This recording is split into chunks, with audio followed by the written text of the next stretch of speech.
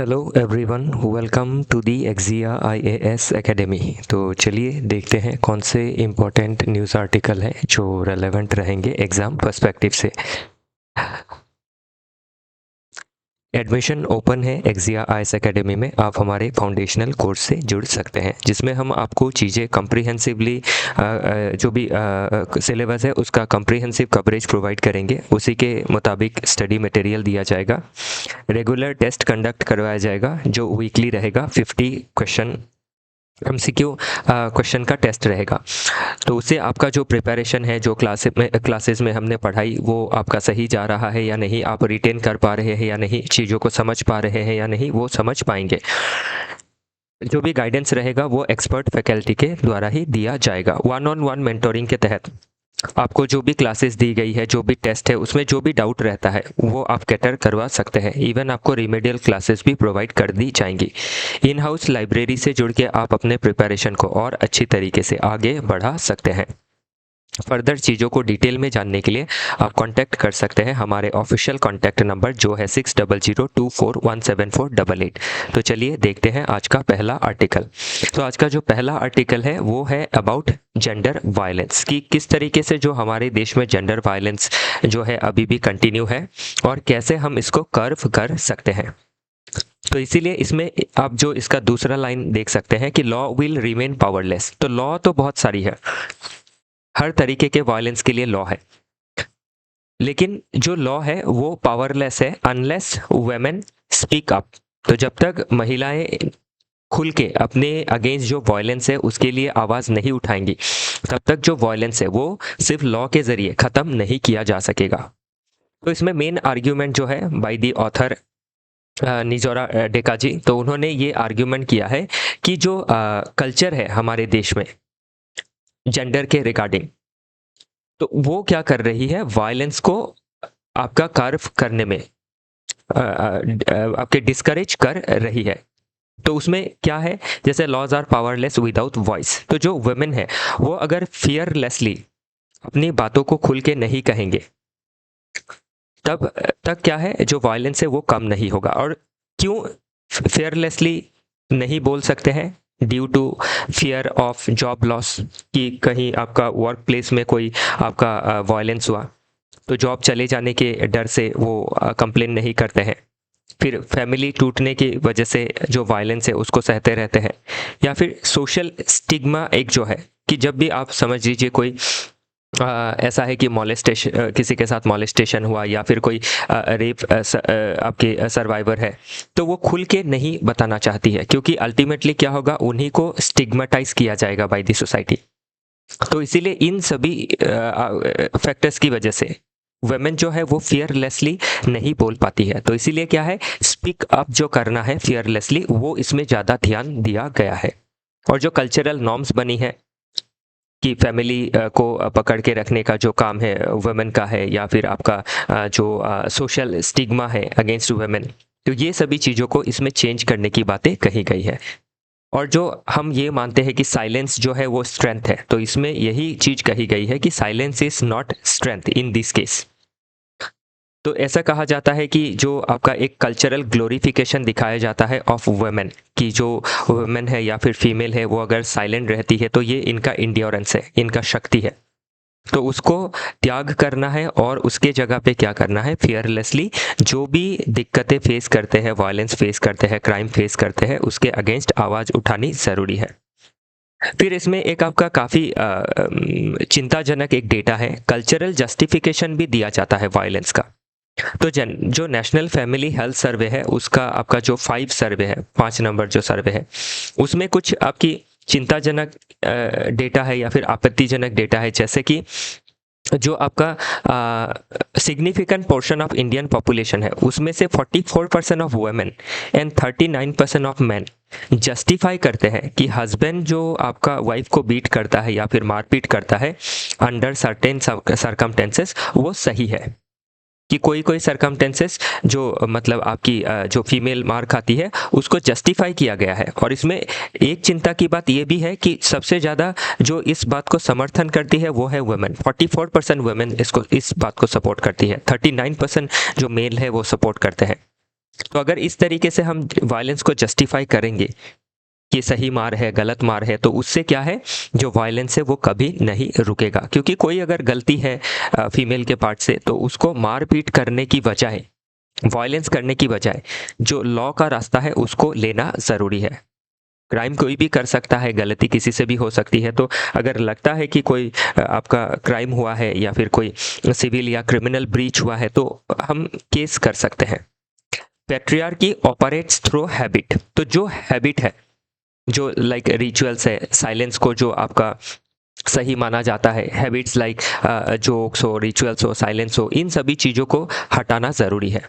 जो root cause है root cause है उसको हटाना ज़रूरी है। पैट्रियार्की को आपका हटाना ज़रूरी है, ताकि एक क्या लाया जा सके, इगैलिटेरियनिज्म लाया जा सके। इन एजुकेशन एंड इकोनॉमिक जो राइज है वुमेन का, वो सिर्फ सफिशिएंट नहीं है, वो ज़रूरी है, एजुकेशन एंड इकोनॉमिक एम्पावरमेंट, लेकिन वो इनसफिशिएंट है।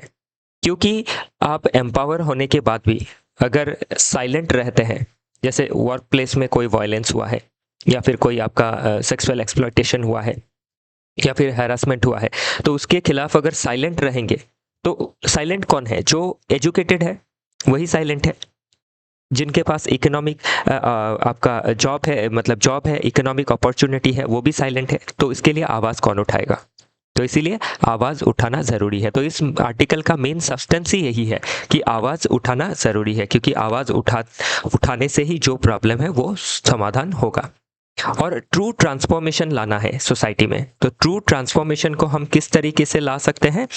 आपका फैमिलीज मस्ट नर्चर। तो जो फैमिली है उनको गर्ल चाइल्ड के अंदर सोसाइटियल करेज को डेवलप करना होगा कि वो सोसाइटी में खुल के बातें कर सके। और कंडेम करना होगा रेजिस्टेंस को, कि जो एक रेजिस्टेंस दिखाया जाता है अगेंस्ट वुमेन, उसको कंडेम करना होगा। बॉय को सिखाना होगा, या फिर मेल को भी सिखाना होगा कि रेस्पेक्ट करना दूसरे जेंडर को। जो भी रिलेशन हो बिटवीन मैन एंड वुमेन, उसमें कॉन्सेंट रहे किसी भी चीज में, वो सोशल हो, पॉलिटिकल हो, इकोनॉमिक हो, कल्चरल हो, ओके, इंटीमेट कोई रिलेशन हो। और एम्पैथी सिखाना होगा, क्योंकि एम्पैथी से ही हम क्या कर सकते हैं, लोगों का दुख दर्द को समझ सकते हैं। अपने आप को दूसरे के शू में डाल के देखना होगा। अगर उस जगह पे मेल होते तो उसको कैसा फील होता। और जो मीडिया है, जो क्या करता है, वुमेन को हमेशा ही आपका, या फिर मोस्ट ऑफ द केसेस में विलेन की तरह पोर्ट्रे करता है, या फिर एक आपकी गलत इमेज दिखाता है, उसको दूर करना ज़रूरी रहेगा। और एक सॉलिडारिटी डेवलप करना ज़रूरी रहेगा। तो कंक्लूजन में यही है कि जो रियल फ्री विल है ऑफ वुमेन, उसको डेवलप करना ज़रूरी रहेगा। और जो वॉइस है वुमेन का, उसको रेजिस्ट नहीं करना है, उसको आगे बढ़ाना है। अभी ये जो पर्टिकुलर आर्टिकल है, इसमें जो चीज़ें लिखी गई है उतना हमने आपको इसमें सिंप्लीफाई करके दे दिया है। अभी इसी से हम क्या है, पूरा आंसर नहीं लिख सकते हैं किसी भी क्वेश्चन का। इसके लिए हमें क्या है, इसका थोड़ा बहुत हम हिस्टोरिकल जो इवोल्यूशन है ऑफ दिस इशू, क्या डिफरेंट पर्सपेक्टिव हमें मिलता है हिस्टोरिकल, जब हम एनालिसिस करते हैं जेंडर के रिगार्डिंग। तो एंशियन और मेडिएवल रूट्स अगर देखें, तो deep historical and cultural establishment of patriarchy देखा जाता है। तो पैट्रियार्किकल जो स्ट्रक्चर ऑफ सोसाइटी है, उसमें आपका वाइफ को या फिर फीमेल को, वो चाहे आपकी डॉटर हो या फिर सिस्टर हो या फिर आपकी वाइफ हो, मदर हो, एक प्रॉपर्टी की तरह देखा जाता है। और वायलेंस को एक टूल ऑफ कंट्रोल की तरह इस्तेमाल किया जाता है। तो इसीलिए जो कॉन्स्टिट्यूशन है वो फ्रेम हुआ 1950 में। इसीलिए नहीं, मतलब जो हिस्ट्री में हम जब देखते हैं आज़ादी के बाद जो कॉन्स्टिट्यूशन हमारा बना, उस कॉन्स्टिट्यूशन में हमारे फोरफादर्स ने गारंटी दिया कि इक्वालिटी मिलेगा, कोई डिस्क्रिमिनेशन नहीं रहेगा based on gender. Non discrimination का आर्टिकल डाला आर्टिकल 15 में, कि जेंडर के बेस में कोई डिस्क्रिमिनेशन नहीं होगा। और लाइफ विथ डिग्निटी का जो एश्योरेंस है वो दिया गया under article 21। Then the rise of women's movement. तो जब कॉन्स्टिट्यूशन आया तो सभी को ऐसा लगा ना कि देश आज़ाद हो गया है और एक आपका स्ट्रिक्ट फ्रेमवर्क आ गया है, फंडामेंटल राइट्स आ गई है, जो हमारा देश का खुद का सिस्टम है वो बन गया है। तो अभी वुमेन के लिए जस्टिस आएगा। लेकिन देखा गया कि 20 सालों में वुमेन ने काफ़ी सहा, तो जो वुमेन थी वो फिर से एक्टिव हो गई 70s के बाद। तो इसीलिए आप देखते हैं कि 50 से आपके 70 के दशक तक जो वुमेन लेड मूवमेंट थी वो थोड़ा ड्राई डाउन हो गई थी। आज़ादी के पहले तो थी ही, स्पेशली इंडिपेंडेंस मूवमेंट के लिए थी, और उसी के साथ आपका वुमेन रिलेटेड इश्यूज़ को भी लिया जाता था। 50s में कॉन्स्टिट्यूशन आ गया तो सभी को लगा कि कॉन्स्टिट्यूशन राइट्स एश्योर कर रहा है तो मिलेगा। जब ये आपका सिर्फ प्रोसीजर में रह गया, सब्सटेंटिवली प्रैक्टिकली कोई राइट्स नहीं मिला, तो राइज ऑफ वुमेन मूवमेंट हुआ। तो इसीलिए क्या हुआ आपका, जैसे रेप लॉ में चेंज लाने के लिए, फिर डोमेस्टिक वायलेंस, डाउरी डेथ जैसे प्रोविजंस के लिए, मतलब डाउरी रिलेटेड क्रुएलिटी के अगेंस्ट लॉ लाने के लिए मूवमेंट हुआ और सक्सेसफुल भी रहा। फिर 2005 में हम देख सकते हैं डोमेस्टिक वायलेंस एक्ट आया, जिससे महिलाओं को प्रोटेक्शन देने के लिए, including physical, emotional, sexual and economic violence के लिए आपका स्ट्रिक्ट लॉ बनाया गया, जिसमें आपका क्या किया जाए, वुमेन का सेफ्टी जो है वो एंश्योर किया जा सके। फिर national family health survey data collection किया जाने लगा। तो उसमें इस सर्वे में क्या है, तो डिफरेंट तरीके के जो डेटा है, जो prevalence and social acceptance of violence, तो किस तरीके से सोसाइटी एक्सेप्ट कर रही है, क्योंकि जब हम डेटा कलेक्ट करेंगे तो उससे लोगों का जो एटीट्यूड है, बिहेवियर है, उसका पता लगेगा, और तभी हम उन चीज़ों के ऊपर रीजनेबली काम कर सकेंगे। कंटेम्पररी कॉन्टेक्स्ट में देखें तो डिफरेंट सॉर्ट ऑफ मूवमेंट, जैसे मी टू मूवमेंट हम इसमें देख सकते हैं। Next, challenges related to the issue. तो डोमेस्टिक वायलेंस रिलेटेड क्या चैलेंजेस है? एक तो जो कल्चर है वो आपका जो वुमेन के अगेंस्ट वायलेंस है उसको नॉर्मलाइज करता है कि ये पार्ट ऑफ मैरिड लाइफ है, झगड़े तो किसके घर में नहीं होते ही है, इस तरीके से नॉर्मलाइज किया जाता है। फिर एक सोशल जस्टिफिकेशन भी हम देख सकते हैं, जो हमने ऑलरेडी देखा, जिसमें 44% वुमेन एंड 39% मेल ये जस्टिफाई करता है कि डिफरेंट सर्कमटेंसेस में अगर हस्बैंड वाइफ के ऊपर हाथ उठाता है तो वो कोई गलत नहीं है। तो वो हमें national family health survey data 5 से पता चलता है कि किस तरीके से सोसाइटी जो है वायलेंस को जस्टिफाई करती है। फिर साइलेंस जो है वो एक काफ़ी बड़ा चैलेंज है, because of social stigma, economic रूइन, family आपका ब्रेकडाउन, इसके वजह से जो वुमेन है वो साइलेंट रहती है। इनसफिशिएंसी ऑफ स्टैंडर्ड सोल्यूशन, तो जो स्टैंडर्ड सोल्यूशन होना चाहिए वो अवेलेबल नहीं है। ये मान लिया जाता है कि एजुकेशन, इकोनॉमिक आपका इंडिपेंडेंस मिला तो ऑटोमेटिकली जो वायलेंस है वो खत्म होगा। तो ये कॉन्सेप्ट क्या है, एक फ्लॉड कॉन्सेप्ट है। इंस्टीट्यूशनल एपैथी एंड सस्पिशियन देखा जाता है। Institutions like police and judiciary often treat करती है वुमेन को टेस्टिमोनीज विद सस्पिशन, एक शक के नजरिए से देखती है rather than solidarity. Negative media portray किया जाता है, रिडिकुलस तरीके से वुमेन को पोर्ट्रे किया जाता है, तो वो भी एक आपका चैलेंज है। सबटेली आपका जो पैट्रियार्की है सोसाइटी में, जो परपिचुएटिंग आपकी पैट्रियार्की है, उसके वजह से भी चैलेंज हम देख सकते हैं। जो की टर्मिनोलॉजी है उसको इसमें एक्सप्लेन किया गया है। तो पैट्रियार्की क्या होता है, एक सोशल सिस्टम है। कल्चर किस तरीके से लॉ को आउट टर्न कर सकता है, जो आपका मेन थेसिस है इस आर्टिकल का। सोसाइटियल करेज क्या है, a concept propose by the author suggesting the need for a collective cultural shift to glorify female endurance and instead condemn resistance as rebellion. तो क्या करना है, जो आपका एक सोसाइटियल करेज है वो वुमेन को देना जरूरी है, ताकि वुमेन के अगेंस्ट जो वायलेंस है उसको कम किया जा सके। लॉजिकल एंड फिलोसॉफिकल बेस से अगर हम देखें तो जो वायलेंस है वो अपने आप में क्या है, वर्च्यू एथिक्स के खिलाफ है।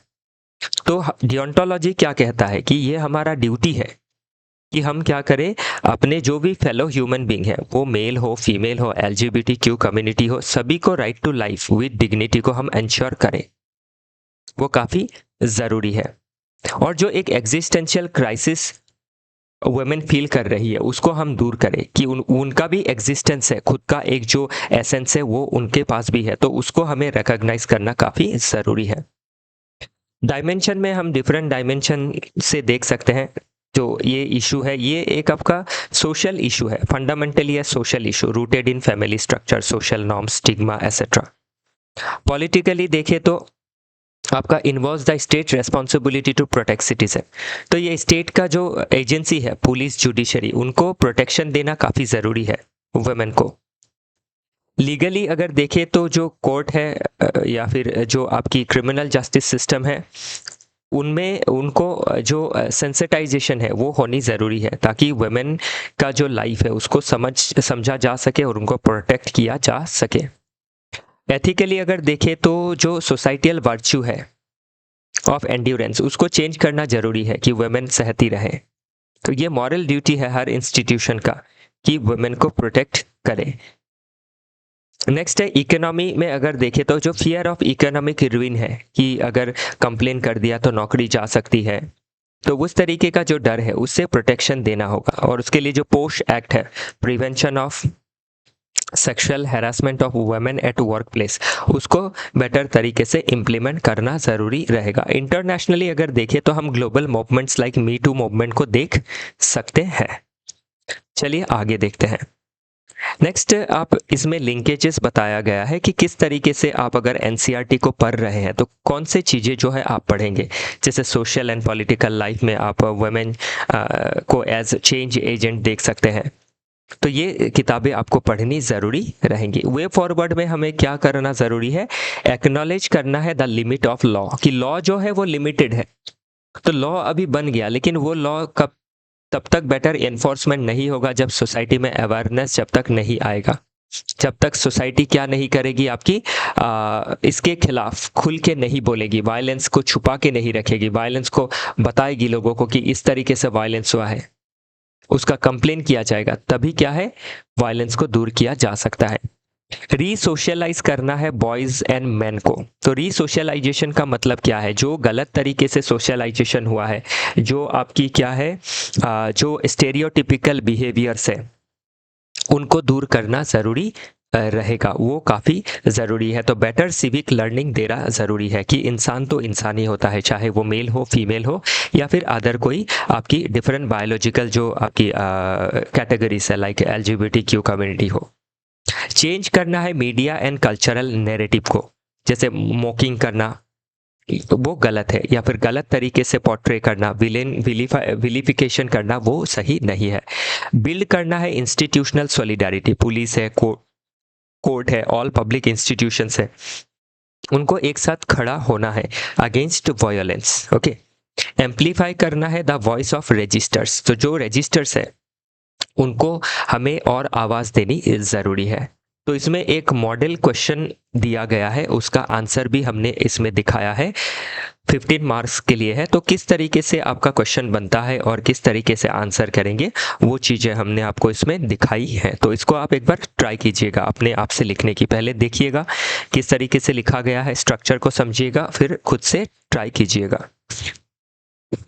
अभी मेंस के लिए देरी है, लेकिन अभी भी एक दो आंसर लिखते रहेंगे तो आपको क्या है, एक बेटर आइडिया रहेगा। नेक्स्ट आर्टिकल और लास्ट आर्टिकल आज के डिस्कशन का है, contempt of court in India. तो कंटेम्प्ट ऑफ कोर्ट क्या होता है, कोर्ट का अवमानना करना, मतलब कोर्ट का जो आदेश है उसको पालन ना करना, कोर्ट ने जो आपका आदेश दिया है उसको हार्शली क्रिटिसाइज करना, और देश में एक आपका ऐसा माहौल क्रिएट करना कि लॉ जो है या फिर जो जुडिशियल ऑर्डर है उसको फॉलो नहीं करने जैसा एक माहौल क्रिएट करना। तो उससे क्या है, देश में केओस आ सकता है, केओस मच सकता है, क्योंकि जुडिशरी क्या है, सबसे हाईएस्ट इंस्टीट्यूशन है जो लॉ को इंटरप्रेट करने वाली इंस्टीट्यूट है। तो वो उस इंस्टीट्यूट के द्वारा अगर किसी चीज़ को इंटरप्रेट किया गया है तो उसको हम लॉजिकली क्रिटिसाइज करते हैं तो सही है, लेकिन इलॉजिकल क्रिटिसिज्म जो है या फिर उसकी अवमानना करना, वो लॉ के खिलाफ है, कोर्ट के खिलाफ है, और उसमें जो कोर्ट है वो कंटेम्प्ट का जो चार्ज है वो ड्रॉ कर सकती है, और इवन अब फाइन लगा सकती है और जेल भी भेज सकती है। तो अभी क्या पूरा जो मुद्दा है कि क्या कंटेम्प्ट होता क्या है, तो वो चीज़ें हमें देखनी ज़रूरी है। तो अभी कंटेम्प्ट ऑफ कोर्ट का जो पावर है कोर्ट के पास, ये काफ़ी ज़रूरी है। क्यों ज़रूरी है, ताकि जो रूल ऑफ लॉ है उसको हम बरकरार रख सके, ताकि जो सोशल मॉरलिटी है, पॉपुलर मॉरलिटी है, उसको हम रजिस्ट कर सके। तो ये आपका क्या है, मेन एसेंस है। कॉन्टेम्प्ट ऑफ कोर्ट क्या करता है, कॉन्स्टिट्यूशनल मोरालिटी, मतलब जो कॉन्स्टिट्यूशनल वैल्यू है उसको प्रोटेक्ट करता है।